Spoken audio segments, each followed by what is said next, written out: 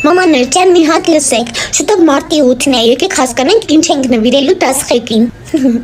Ճիշտ է։ Ճիշտ է։ Ճիշտ է։ Ճիշտ է։ Ճիշտ չի։ Մամաներ ջան, բացում եմ քվեարկություն։ Ինչ նվիրել դասղեկին, նվեր-կար թե գումար։ Յուրահատուկ կլինի, եթե նվիրենք ծաղիկներ իր տարիքին համապատասխան քանակով։ Թե գումար։ Իսկ դասղեկը քանի տարեկան է։ 50։ Էդ չլինի պսակ եք ուզում նվիրել։ Բա ինչ ված ստացվեց, չի ուզում։ Իսկ ես ուզում էի։ Ինչքան։ Եկեք նվիրենք եւ նվեր-քարտ, եւ գումար, եւ ծաղիկներ, եւ մերսի բոմբոնյերկա, եւ iPhone 16 Pro Max։ Կարող է միանգամից 88,000 դրամանոց 1 տարվա անսահմանափակ տրանսպորտի ուղետոմս գնենք։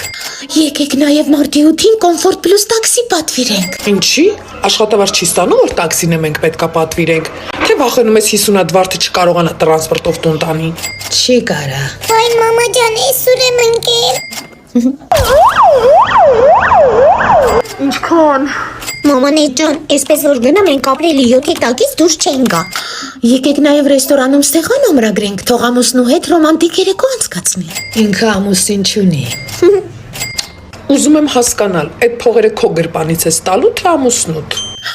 Ինքն էլ ամուսին չունի։ Ճիշտ է։ Մամաներ ջան, ոնց տեսնում եմ, մեծամասնությունը ընտրել է գումարը։ Ափսոս, նվեր-քարտով կարող էր իր համար մի յուրահատուկ բան ընտրել, իր յուրահատուկ ճաշակով։ Գումարը սարսափելի լավ է։ Նախ ինքը ինչպես կուզի կծախսի